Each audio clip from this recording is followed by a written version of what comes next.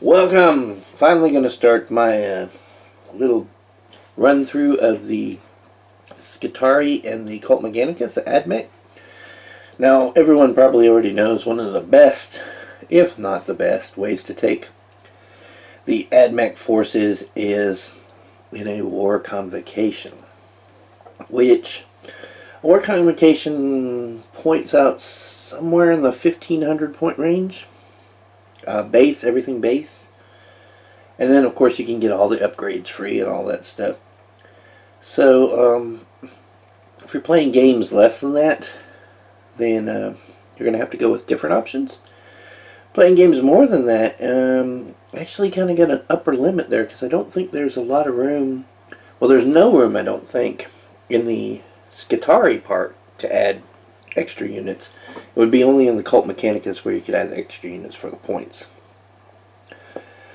That being said, we're just going to discuss the individual units and how to use them normally without, special craziness and all that stuff right now. And the thing about Skitarii and the Cult Mechanicus is that it seems every unit has its own special rule, its own set of tricks of the trade that it can do, and it can be very, very hard to figure out exactly what each unit should be doing or how to use it. And then when you get to the tabletop to remember all those rules, it's why I use note cards. I think a lot of war convocation, Cult Mechanicus, Skitarii people do use some type of note system to keep track of all this stuff. Otherwise, you're just going to have to lug your codex around and have it open, flipping pages the whole game, and that's not helpful. Alright, so in the first actual entry in the book is the Vanguard, but I pulled out the Rangers first. They're the second entry, so I'll do them. And we'll do the Vanguard next. Alright, Skitarii Rangers. Basically, Skitarii Rangers are normal type human strength kind of guy. Weapon skill, ballistic skill 3-4, strength, toughness, wounds 3-3-1, 3 on the initiative, 1 attack, leadership 8, 4+ save. Now a basic unit is 5 guys, and you get an alpha. The alpha is got an extra attack and leadership 9, and an extra wound. Very hard to remember that because these are just little guys, right? Let me get this right here.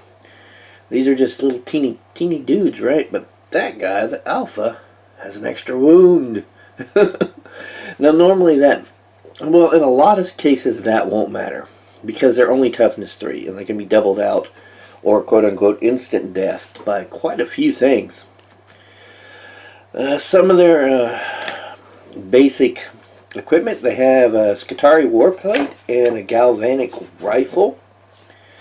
Now the galvanic rifle is a pretty good weapon, especially with these guys, because they have some special rules that allow them to do some pretty good stuff. Now, Skitarii warplate is what gives them the 4+ save. And let me get another card here. I want to mark. I should have marked all these areas back here so I could get to them quicker. Because there's some other stuff, some other different things.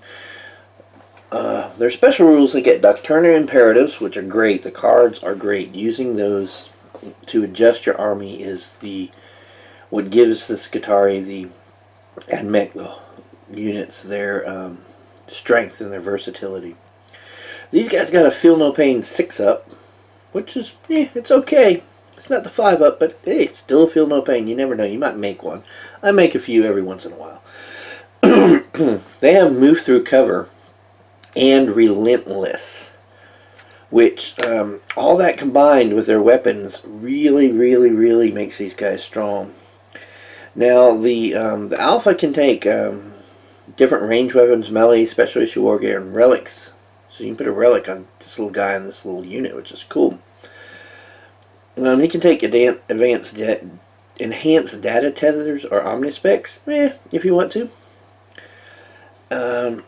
You can bring this up to a unit of 10. Now, if you keep it a unit of 5, 2 of these guys can have special weapons, such as this transuranic arbicus or the plasma weapon that they can get. If you bring it up to a full unit of 10, 3 of the guys can have it. So you can put quite a few special weapons in these units, which is really good. Now for the special weapons, they have the Arc Rifle, the Transuranic Arbicus, and a Plasma Caliver. Caliver. Not sure if I'm pronouncing it. So let's look at their weapons. Now the Galvanic Rifle is 30-inch range, strength 4, AP 4, rapid fire, precision shots. For their basic weapon is a precision shot weapon.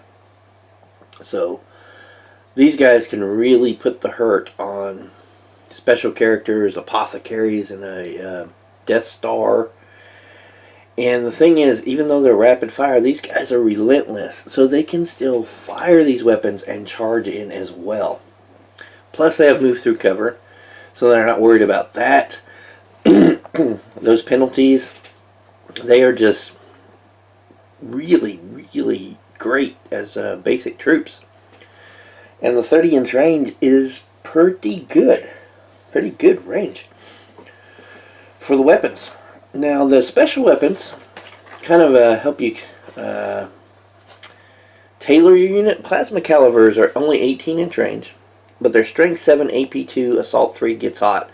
Now those of you who know about the war convocation, gets hot gets removed from the weapon. So if you're playing a war convocation, excellent choice of weapon there. The Ark Weapons, Ark Rifles, are actually 24-inch range, so slightly less than their Galvanic Rifles. Strength 6, AP 5, so a bit more strength, less AP. Rapid fire still, but haywire.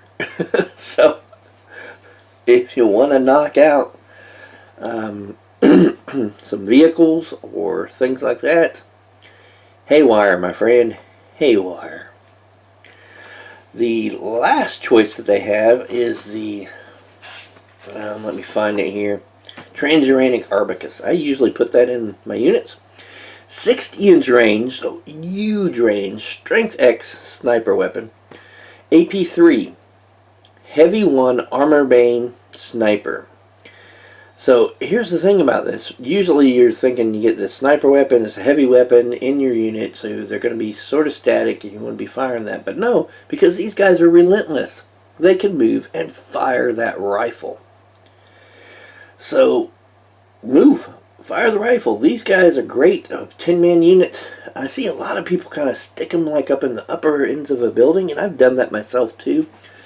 And just use the snipers and have them hold objectives. That works, but you can also just go 5-10 guys straight up with their regular weapons, their galvanic rifles, and put some hurt on something, because a lot of opponents aren't expecting to what they're wanting to do is like throw up a lot of small ablative flesh wounds in front of their special characters and their apothecaries and all that stuff. Well, units of these can put tons of shot directly on those characters, and then the guy, he can make his lookout sirs. But usually the dudes that are closer to him are also important dudes. It's not just regular, like, ablative flesh wounds that are right next to him. So it starts making some hard choices. Do you really want to try this, and you're going to get through. I've done it before. I did it turn 1, killed an opponent's warlord in a Death Star in the they call him Smash Face. That Smash Face Death Star. He just drove it close enough to my army, and I just laid into it with everything. It was theoretically it was a bad move, because that Death Star is 2-up saves, jinx, and 2-up rerollable, feel no pains, 2-up armor saves. So it's really just designed to go in there, take a lot of fire and wounds and distraction and all that stuff. But I knew my opponent, and I figured, alright, if I take out this unit or do some serious damage to it, it is really going to demoralize him and throw him off his game, and I'm gonna have a better chance at winning this game. And this was in a tournament, of course, right? So that's what I did. That is exactly what I did. I threw what I could into it, and I killed his warlord. Turn 1. And it was crazy luck. I'm not gonna go off that. He just failed the saves.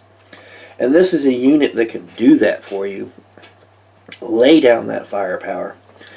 And you got a little bit of kind of flexibility with it. And that's the biggest thing about the AdMech is flexibility. Because you can throw the card, make these guys, give them a 3 extra on the ballistic skill, and turn these guys into shooting gods. And if in a pinch, if you have to, you see your opponent's coming in. I've done it before against Space Wolf Army. Throw in the extra melee skill and have these guys, fight it out. Maybe they'll do well. Other than that, that's about the basics of the Rangers. You can go and throw them in with the snipers, use them for long-range fire support. Throw them just base out there and use the volley of firepower to put some hurt on your opponents. Put in the arc rifles, use them for against small transports and such, not with the haywire, dreadnoughts, things like that. Or you can throw in those plasma guns and use them for some serious damage dealing against hard targets.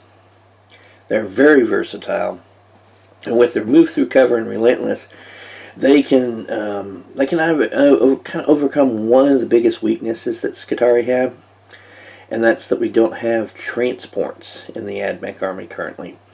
So being able to keep moving forward, to relentlessly push forward, which is really fluffy for the army. This slow, mashing, crushing roll forward like steamrolling of the enemy. They are great for that. So don't just stick your guys up in buildings, whoop, up top there, and think that that's what they are because you see the snipers and that kind of stuff. These guys can be used to push forward, to crush the enemy, to roll over the enemies of the Empire.